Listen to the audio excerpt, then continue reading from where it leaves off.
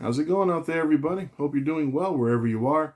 Repeat movie viewer here, literally minutes away from watching 28 Years Later, The Bone Temple. Now, I just got done watching 28 Years Later a few minutes ago on Netflix. If you're interested in checking it out at present time, that's where you can find it.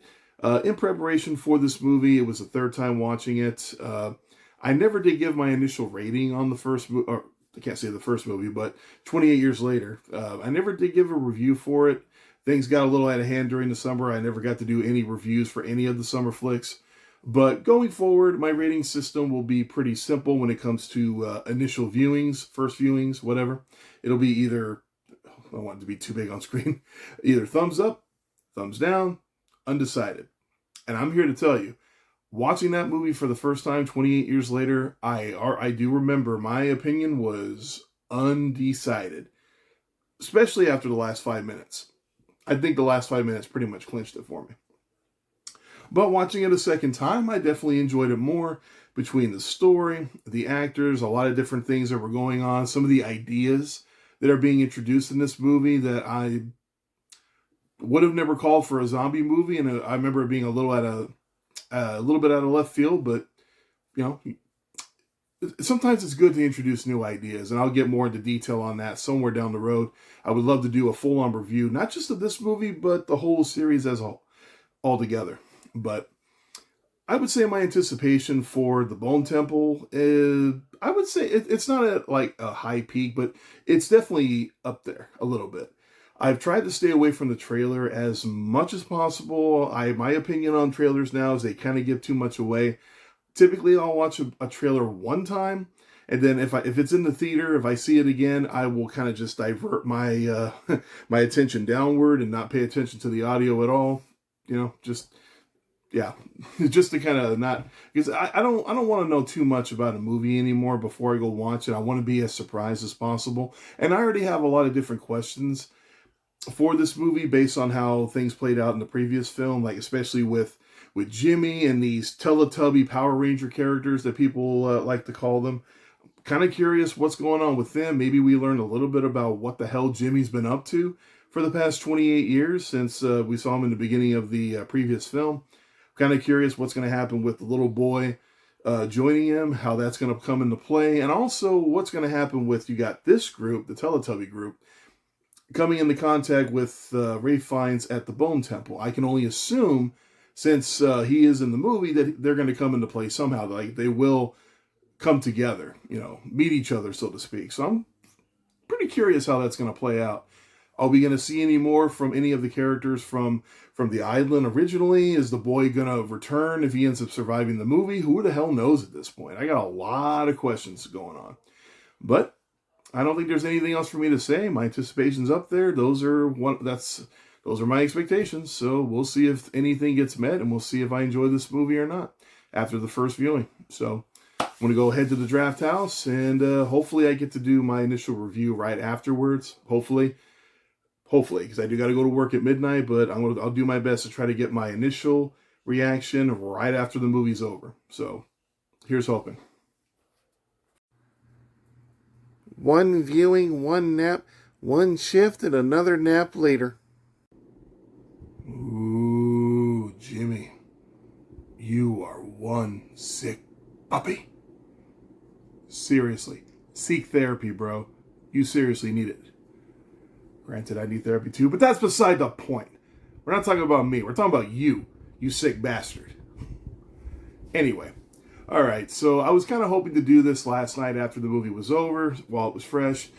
Unfortunately, I got a little dozy, sleepy during the movie. Has nothing to do with the movie, just to emphasize that. So I decided to try to get a quick power nap in before I went to work. Turned out it wasn't that powerful of a nap, but that's fine. You can take what you can get in life. You know, it is what it is. But anyway, so 28 years later, Bone Temple. You know what? I'll just get right into the rating right now. What did I think of this movie? Thumbs the freak up. I enjoyed this movie from the get-go. I mean, I know I had to rewatch 28 years later initially a second time before I knew if I enjoyed it or not. But this one, there is no question. I definitely enjoyed it the first time around. So much so, it makes me interested for a second viewing down the road. There will be one, preferably sooner than later, but, we'll see how that works. But I am definitely looking forward to watching this movie again. Hopefully it hits as well the second time as it did the first time. Some movies do, some don't. It is what it is, such is life. But one thing about this movie is that but I don't want to get too specific. I don't want to give out any major spoilers or anything. Give people a chance to watch the movie because it literally just came out yesterday. Technically speaking, today's Friday. So I really, oh my God, I'm losing my train of thought. I hate it when I do this. Oh, I can try to edit this out later. But one thing I liked about the movie is the fact that it picks up exactly where the last movie left off. But it turns out there's a reason, and I kind of suspected this from the get-go, but I had to look it up to make sure. Turns out, 28 years later, Bone Temple were both filmed simultaneously. That's why it doesn't look like there's any kind of a change in time between the first and second movie, because they were filming them at the same time. Kind of like Back to the Future 2 and 3 way back in the day. So, which is cool. That's actually a pretty cool thing to do. And that explains why this movie came out so quickly, less than a year after 28 years later. But I will say, I do like a lot of the different ideas that are going on in this movie between the two factions, if you want to say that. On one side of the coin, you've got Jimmy along with Spike. I couldn't remember his name last time, but his name is Spike, and the Teletubby characters and what's going on with this group. And I'll tell you what, we only got a glimpse of how sick Jimmy was in the previous film. Just a glimpse. And this one, oh man. Woo, you are one sick bastard, Jimmy. I can't say it enough. Crazy motherfucker. For real. So, there's that part of the story. And on the other side of the story, you've got, I keep having trouble with his name, Dr. Kelson, Ralph Fiennes' character. Which, for the record, I love all the acting in this movie. Everybody who returned from the previous film, they all did a good job of just picking up where their characters left off. It was all good performances, in my opinion. And saying that Ralph Fiennes gave a great performance, it's like saying I walked yesterday while I was at work. It's a given at this point. Ralph Fiennes is one of the greatest actors ever, period. But I do like the dynamic between Dr. Kelson's character at the Bone Temple, along with the Alpha character that was introduced in the previous film. I mean, we saw brief altercation with the characters in that film, but in this one, they kind of explored that idea a little bit more, and I was intrigued by it. I mean, I don't think, again, not without getting too specific, but apparently Kelson finds a way to subdue the Alpha in order to be around him, just to have some form of companionship. I don't think I've ever seen a scene in a zombie film before. I've only seen so many. I've seen my fair share, but I don't think I've ever seen a scene where you have a regular human being and a zombie character sitting down together and just enjoying each other's company. That's it. I don't think I've ever seen that, and that idea intrigues the hell out of me. And that's just one of many things about this movie that I enjoy. I can't think of anything offhand that I could bring up as a negative right now. Again, because this is not as fresh in my head, maybe there's a couple of details I kind of forgot about. Is what it is. But all in all, I enjoyed the movie very much. I do look forward, as I said, to a second viewing. Maybe sooner than later. We'll see.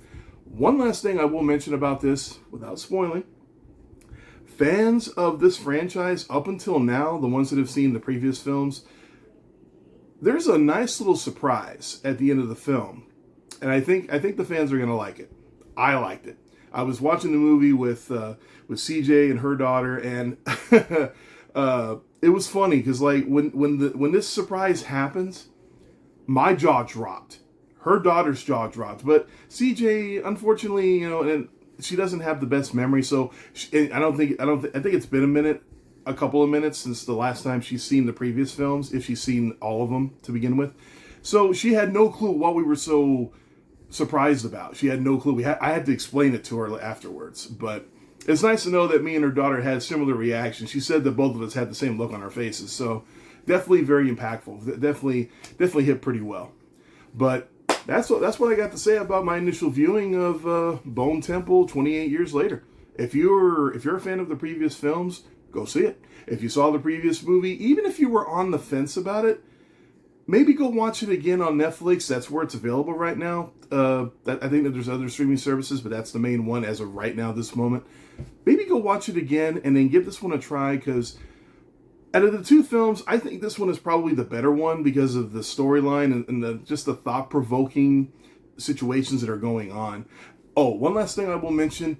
This movie has one of the best uses, I think the best use of a classic rock song since the ending of season 4 Stranger Things.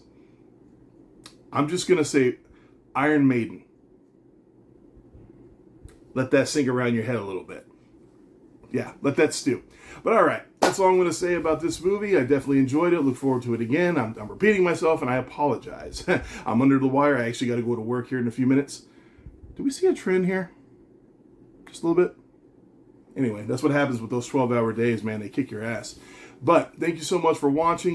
Feel free to leave a comment if you enjoyed the video. Anything you want to add to this, what I said. If you've already seen the movie, give me your feedback. I want to know what people think about this. And as always, everybody, please take care of yourselves. Please be safe.